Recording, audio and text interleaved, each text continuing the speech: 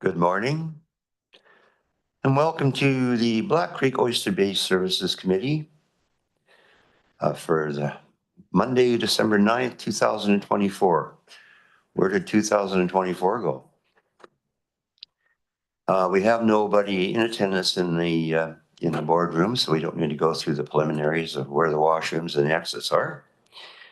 And I'll start by recognizing the traditional territories of the Comox First Nation people on which we conduct our business today. Let's start the meeting today with a motion to receive the resolution status report. And I'll second it. Any discussion on the status report? Seeing none, we'll call a vote. Anyone opposed? And that carries.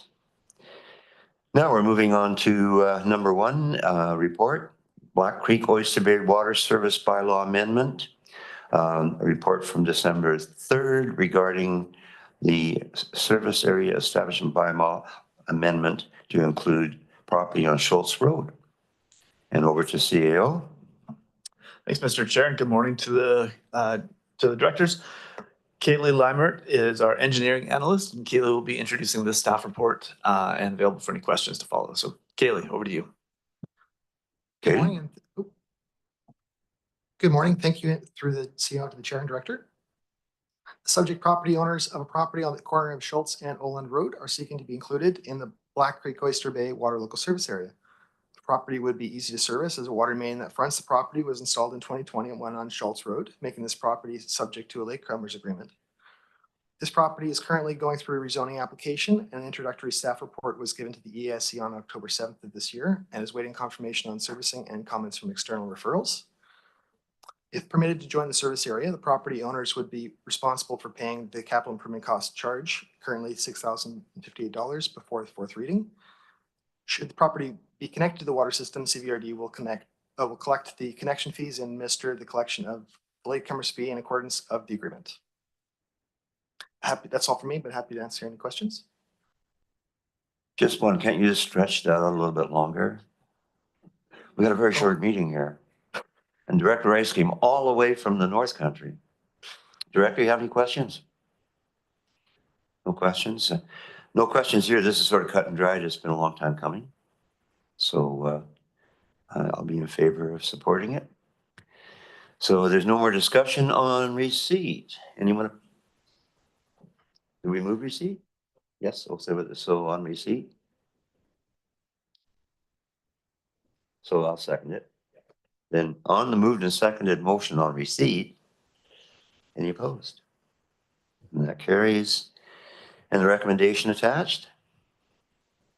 I'd like to move recommendation that bylaw number 1557 be in the Black Creek Oyster Bay Water Local Service Area Conversion and Establishment Bylaw 1993 be amended to include Lot 4, Block 29, Comox District Plan VIP 57753 as shown in Appendix A into the Black Creek Oyster Bay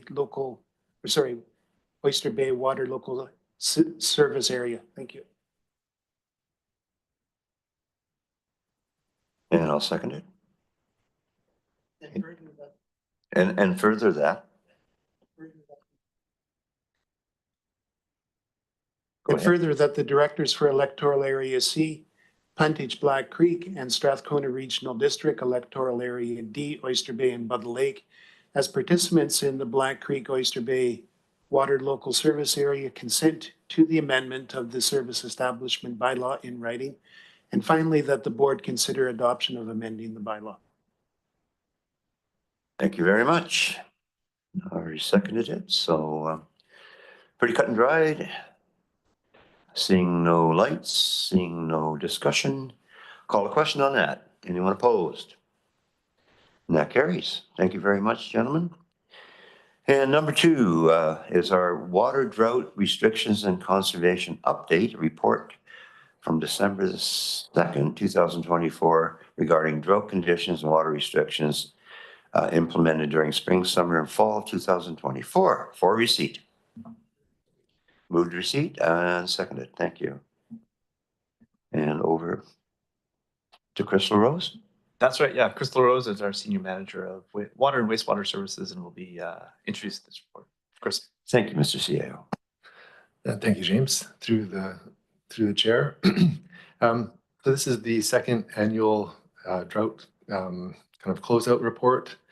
So last year was the first one where we reported out on the kind of significant drought conditions that we experienced in summer 2023 and committed to doing so moving forward.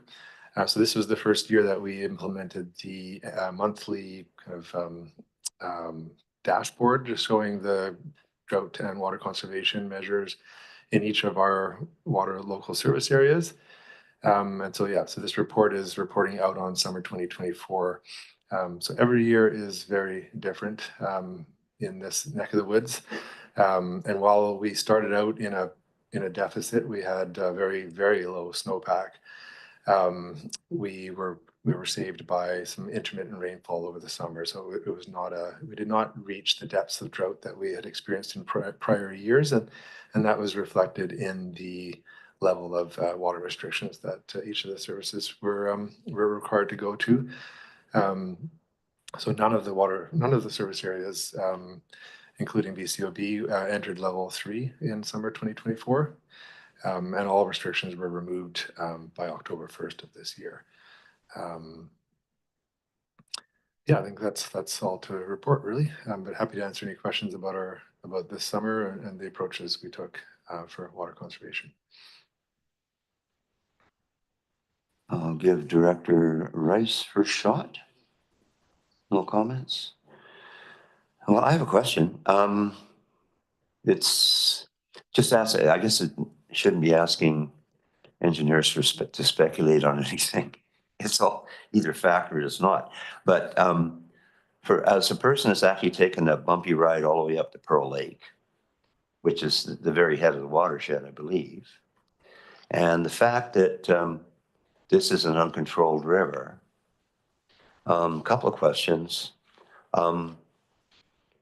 Who actually owns the water rights on the river? Do we know? It's not hydro? Is it just the province itself? Yes, it is. That's correct. So it's the province, and there are something like 13 to 15 water licenses, or at least significant water licenses on that river, us being one of them. So yeah, we work directly with the province for permitting for that licensing, in contrast with the Comox Lake watershed, where we work with the province, but we're required to have a water use agreement with BC Hydro, who own kind of all water rights in that watershed. There isn't the equivalent in the Oyster River. We work directly and only with the province for water licensing. And rough and ready, are they fairly evenly distributed, the water licenses on both sides of the river, both regional districts, or is it mostly Area C? To be honest, I have no idea about that. And it would be probably some industrial use and some agricultural use. So there's not a lot of agricultural right that close to the river. There's a little bit. Yeah, my understanding is that most of, like, in terms of number wise, not necessarily the value, but of those 13 to 15, most of those are like residential or kind of agricultural. Yeah. But although there are so we have a hatchery. So the hatchery would be the only other institutional type demand. Yeah, I also understand that if all of those licenses were fully subscribed, there wouldn't be any water in that river in dry summers. Well, that brings me to a question. Would it be worth pursuing? I mean, that would be, again, the speculative part. Where is the province on insofar as construction of dams where you could actually control the water better and release it properly? I guess you'd obviously have DFO as part of that discussion, because it would certainly help fish if they could moderate the flow into that river. But I do believe that lately the province has no appetite to build dams. In fact, they're more prone to give them away to local government. So I guess that's just a question, but I think it would be advantageous in the long term to maybe pursue that with our First Nation partners, of course, and DFO. Something we could bring up at a later date, because then we could be more assured of a more regulated, even flow, especially in those months when, or the years where the months are in drought conditions. So. And I know that the province is quite just, through the work that the contact that we've had with them over the last several years as we've gone through the permitting processes for our new groundwater wells, that there is a high level of concern about the fish in that river. There are some sensitive populations. But yeah, that is, and this is one of the reasons we've made the very intentional shift away from the river. So with the addition of the well number 5 and now well number 6.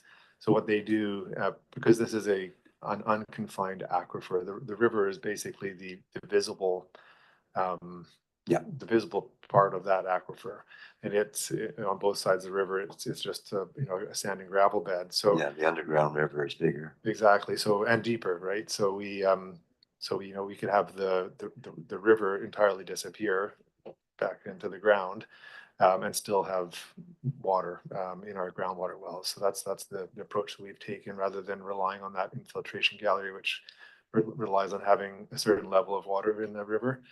By moving away from the river and digging deeper into the aquifer, we assure ourselves a water supply even when that river dries up. I ask that because there is right now a grant opportunity for dams that perhaps we could be looking at later regarding the Solom River watershed, and I think it might equally apply to the Oyster River watershed. But of course, dams nowadays are a huge liability, so nobody wants them. Would have to be some kind of a partnership, probably including the regional district, whether or not we have the appetite. But I just brought it up for items discussion because I think it is important to kind of shed all the preconceptions of the past when it comes to water. We have to look to the future, and I do think our forefathers were far braver than we are when it comes to progressive engineering of all kinds. Anyway, that's just a little rant from the chair. We're on receipt. It's only receipt today, so looking for discussion, no discussion. We'll call the question on receipt. Anyone opposed? And that carries. I'd like to thank everybody, all the participants, all the staff, all the throngs in the gallery. Hi, Mom. Thank you very much, and we'll see you next month.